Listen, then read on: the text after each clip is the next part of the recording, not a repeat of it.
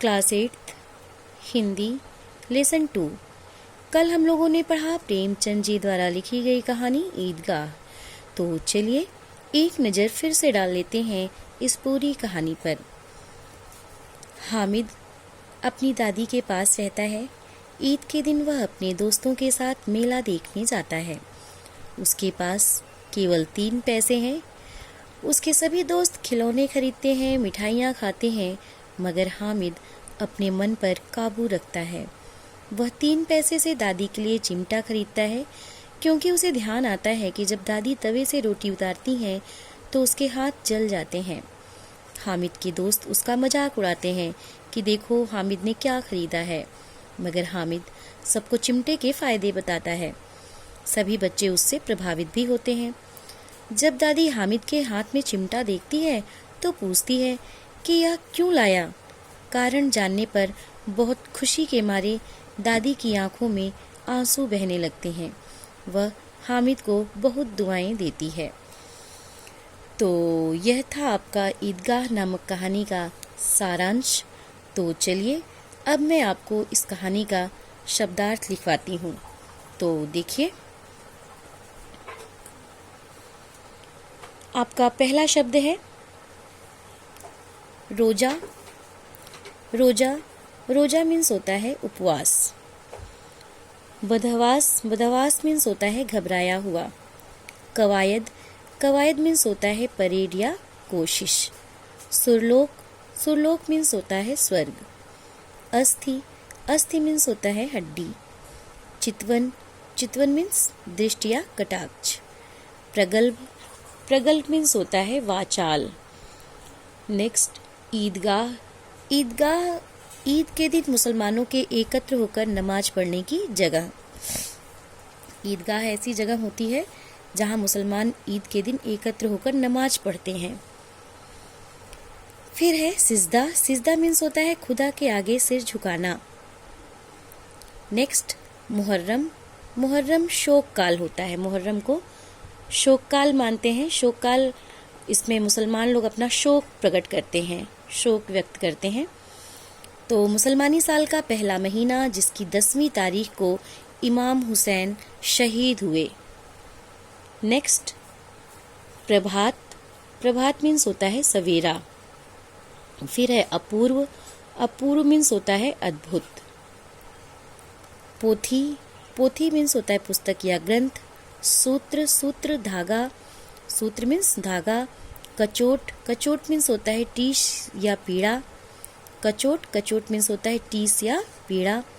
नेमत। नेमत मीन्स होता है ईश्वर की देन। जाजिम। जाजिम मीन्स होता है दरी के ऊपर बिछाने की छपी चादर। फिर है आपका कतार। कतार मीन्स होता है पंक्ति। कतार। कतार मीन्स होता है पंक्ति।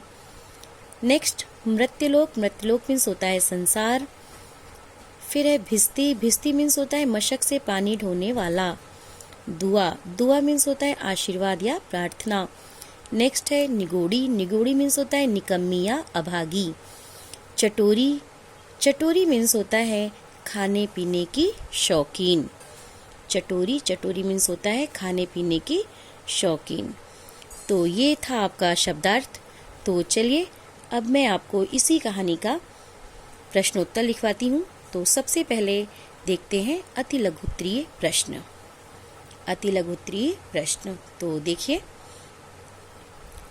यह है आपका अति लघुत्तरीय प्रश्न। अति लघुत्तरीय प्रश्न का ये फर्स्ट क्वेश्चन है आपका, मिठाई कौन बड़ी नेमत है, किताब में इसकी कितनी बुराइयां लिखी हैं। इस वाक्य से रिलेटेड आपके 3 क्वेश्चन दिए गए हैं। तो देखिए, ये है पहला, ऐसा किसने कहा। नेक्स्ट है, यहाँ नेमत से क्या तात्पर्य है। और लास्ट है, उसने ऐसा क्यों कहा। तो इस पंक्ति से रिलेटेड आपके 3 क्वेश्चन दिए गए हैं। तो देखिए, आपका इस पंक्ति से रिलेटेड पहला क्वेश्चन है, ऐसा किसने कहा।